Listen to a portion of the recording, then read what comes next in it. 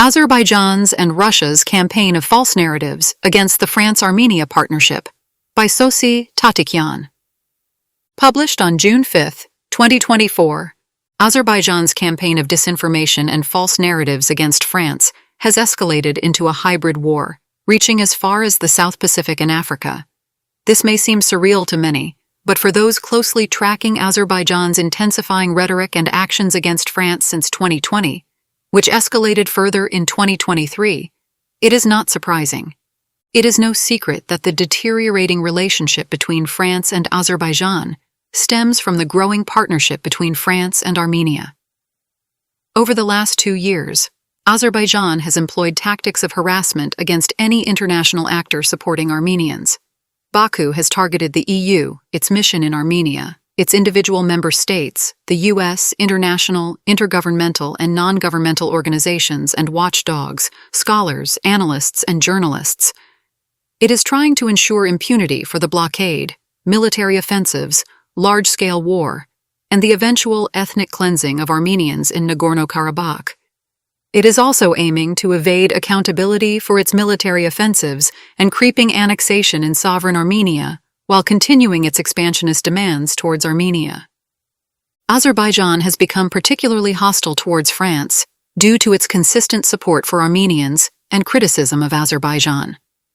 Azerbaijan's campaign of disinformation regarding France's partnership with Armenia gradually escalated into a broader campaign against France. Its style is characteristic of an illiberal autocratic regime and mirrors Russia's similar campaign in Africa and the European neighborhood. This article aims to debunk the false Azerbaijani narratives concerning the Armenia-France cooperation, highlighting their similarities with Russian narratives, as well as the methods and platforms through which they are promoted. Undoubtedly, the primary cause of Azerbaijan's hybrid war against France is the French criticism of Azerbaijan's war, blockade, and ethnic cleansing in Nagorno-Karabakh, and its support for Armenia after Azerbaijan's military offensives and strategy of coercion against Armenia. While the US and the EU employed soft mediation based on liberal peace theory between Azerbaijan and Armenia, France occasionally deviated from the false equivalence policy characteristic of other actors since the 2020 war launched by Azerbaijan against Nagorno-Karabakh Armenians, particularly during the Azerbaijani military offensives against Armenia in 2021 to 2022. In October 2020, during the 44-day war launched by Azerbaijan against Nagorno-Karabakh Armenians, France, the US, and Russia each negotiated a ceasefire throughout the war. However, Azerbaijan violated these agreements each time until it accepted a deal negotiated by Russia under highly unfavorable terms for Armenia, without consulting the US and France. In December, the French National Assembly adopted a resolution recognizing the independence of Artsakh, the Armenian name for Nagorno-Karabakh, based on a motion submitted during the war in October. However, the French executive branch distanced itself from this resolution, not willing to sabotage its role as a co-chair in the OSCE Minsk Group, the formal mediation body for the Nagorno-Karabakh conflict. In 2021, France deliberated whether to balance its mediation role or to provide explicit political support and defensive military equipment to Armenia. For the defense cooperation, there was also another obstacle: Armenia's membership to the Russian-led Collective Security Treaty Organization, CSTO. Meanwhile, Azerbaijan began sabotaging the OSCE Minsk Group, arguing that the Nagorno-Karabakh conflict had been resolved through military means and initiated military intrusions into Armenia. During that period, Russia monopolized the mediation role between Armenia and Azerbaijan and continued sidelining the US and France, other OSCE co-chairs, as it had already started by the trilateral ceasefire statement signed on November 10, 2020. President Macron, along with the President of the EU Council, Charles Michel, facilitated a new mediation format between Armenia and Azerbaijan in December 2021 as an alternative to Russian mediation. However, Azerbaijan aimed to exclude France following the first meeting. The EU's softer mediation was more advantageous for Azerbaijan's coercive strategy to promote its maximalist goals regarding Armenia, given the absence of military parity between the parties. Eventually, it launched a major military offensive in Armenia in September 2022 and occupied more areas in Armenia's border regions. In response to the Azerbaijani incursion into Armenia, the EU and France convened a meeting with Armenia's Prime Minister, Nikol Pashinyan, and Azerbaijan's President Ilham Aliyev in Prague in October 2022. They underlined the notion of territorial integrity for both Armenia and Azerbaijan at that meeting. The EU committed to deploying a short-term monitoring team in Armenia in October 2023. Subsequently, France and Germany played a lead role in advocating for a long-term EU monitoring mission in Armenia, EUMA, that was launched in February 2023. Since then, the EUMA provides a soft deterrent for Armenia's border security in the face of Azerbaijan's attempts to continue military offensives and creeping annexation of Armenia's border regions. Azerbaijan and Russia tried to prevent the deployment of this mission through a coordinated campaign of false narratives, and Russia tried to promote the deployment of CSTO monitors instead. Until now, they continue to conduct a systematic campaign of disinformation against the EUMA.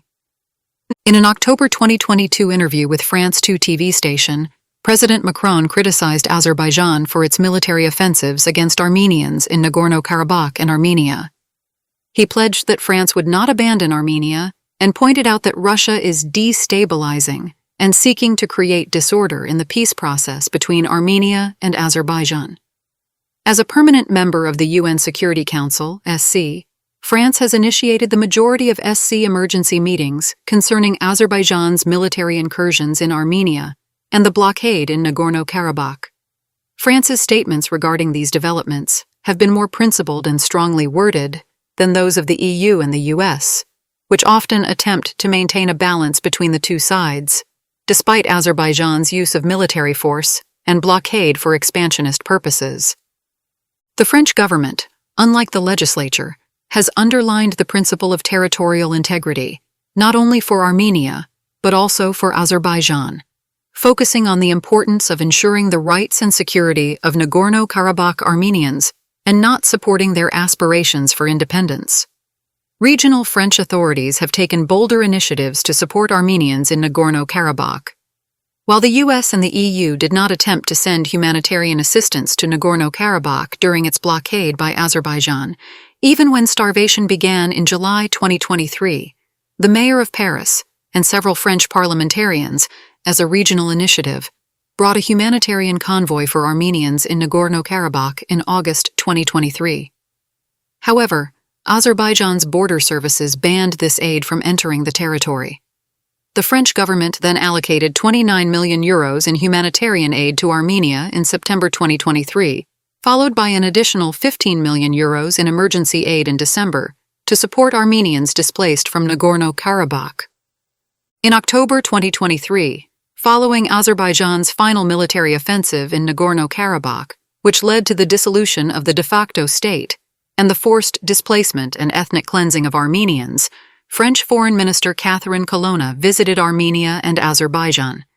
She pledged to provide military equipment to Armenia given the country's need for self-defense. Later in October, France announced its first sales of military equipment to Armenia.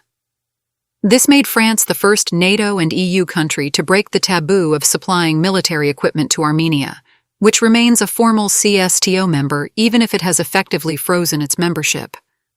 Aliyev gave a fierce response, stating that France's supply of weapons to Armenia would not promote peace, but rather incite a new conflict.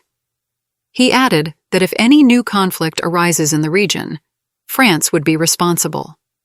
Using the forthcoming defense cooperation between France and Armenia as a justification, Azerbaijan boycotted the meeting with Armenia facilitated by the EU, US, France, and Germany on the sidelines of the European Political Community Summit in Grenada in October 2023. This was also after Germany and France opposed the participation of Turkey, which was a demand put forth by Azerbaijan.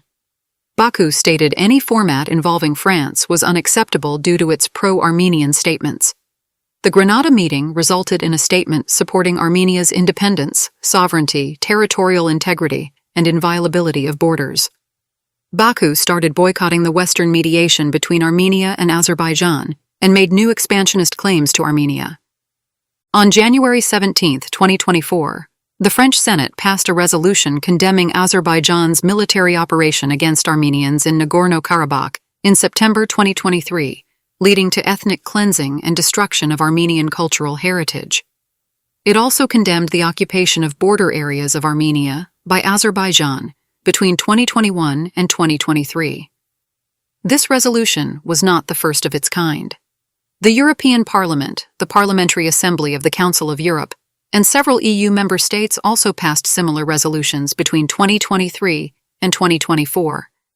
These resolutions prompted a strong reaction from Azerbaijan, which sought to evade accountability for its actions.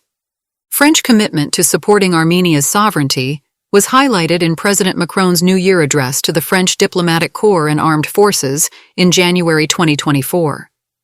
The French president expressed solidarity with Armenia and urged Azerbaijan to respect Armenia's territorial integrity without any ambiguity in the joint press conference with Pashinyan in Paris in February 2024.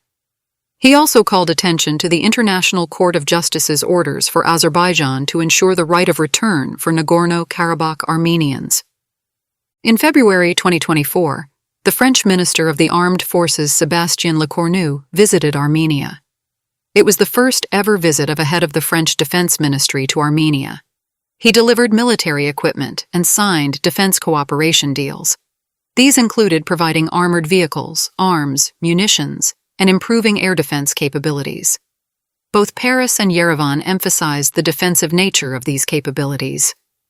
At a joint press conference with President Macron in Paris in February 2024, Pashinyan stated that Armenia aims to form the right balance in the region by protecting its legitimate, sovereign, internationally recognized territory, borders, territorial integrity, and independence.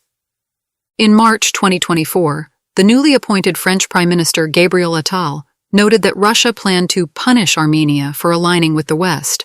Thus, France expressed its support for Armenia, not just against Azerbaijan's territorial expansionism, but also against Russia's attempts to undermine Armenia's sovereignty. This stance aligns with France's support for the sovereignty of Moldova and Georgia. The newly appointed French Foreign Minister Stéphane Séjourné has compared Azerbaijan's actions against Armenia to Russia's aggression toward Ukraine, saying that such behavior warrants closer scrutiny, which was an important narrative for shaping the attitude of the EU and the US to Azerbaijan's expansionism and use of force against Armenia. The evolving relationship between France and Armenia has consistently sparked negative reactions from Azerbaijan.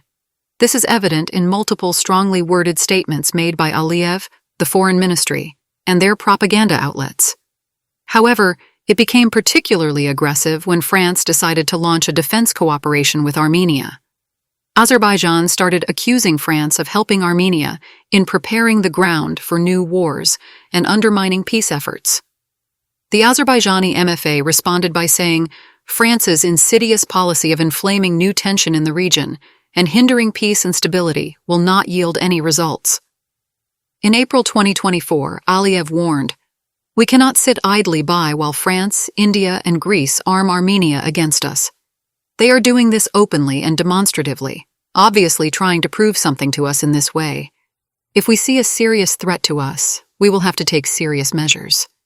This narrative is entirely false because even after its military victories in Nagorno-Karabakh and incursions into Armenia's border regions between 2020 and 2023, Azerbaijan had continued to aggressively arm itself and develop its military infrastructure. It received a steady supply of offensive armaments and military equipment from countries like Israel, Turkey, Pakistan, Italy, Serbia, Bulgaria, among others. The defensive military equipment provided to Armenia by France is limited and cannot be compared with the enormous volumes of armaments and military equipment that Azerbaijan procures from other countries.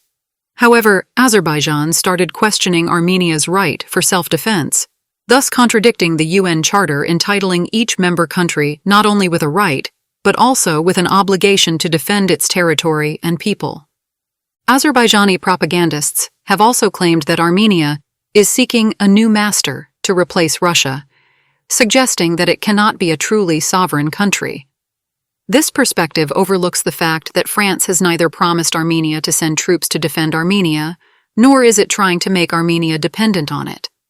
Rather, France is aiming to help Armenia reduce its dependence on Russia, strengthen its sovereignty, and rebuild its defense sector through building its capabilities and capacities.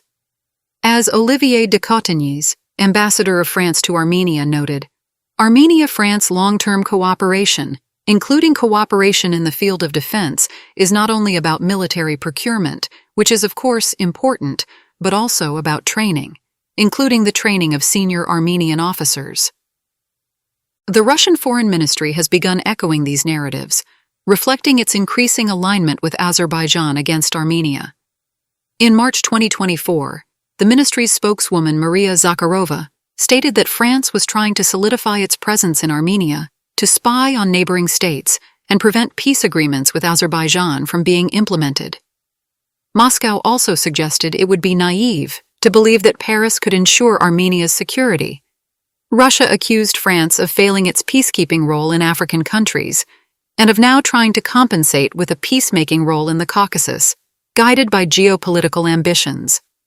Azerbaijan, Russia, and Turkey advocate for regionalism, insisting that Armenia should focus on developing relations with regional countries and actors, rather than external actors, like France, the US, and the EU to achieve peace, security, and prosperity. They are opposed to Armenia enhancing its defense system and reducing its dependence on Russia, as this would balance the power dynamics with Azerbaijan. They aim to prevent this in order to enable Azerbaijan to impose its expansionist demands on Armenia, either through threats or actual use of force, and hinder the strengthening of Armenia's security and sovereignty. According to Altay Goyushov, a rare independent political analyst in Azerbaijan, it was very frustrating for Ilham Aliyev, who wants to be able to impose his demands on a weak Armenia, which is not the case if Yerevan thinks it can count on French support. Azerbaijan and Russia want to see a diplomatically isolated and unsupported Armenia that is unable to defend its border security against military aggression, in order to continue to challenge Armenia's territorial integrity and sovereignty and impose their hegemony over it. They are also interested in keeping Armenia dependent on Russia that doesn't support Armenia against Azerbaijani aggression, but aligns with Azerbaijani claims and narratives to keep Russian political influence and military presence in Armenia. Moreover, the false narratives employed by Azerbaijan and Russia about France-Armenia cooperation go beyond rhetoric and disinformation campaigns. Recently, Azerbaijan has employed more aggressive and largely unexpected hybrid warfare tactics against France. Baku manipulates anti-colonial sentiments and the aspirations for self-determination of local populations in French territories in the South Pacific and anti-colonial resentment against France in Maghreb and Sub-Saharan Africa. These tactics will be presented in upcoming articles.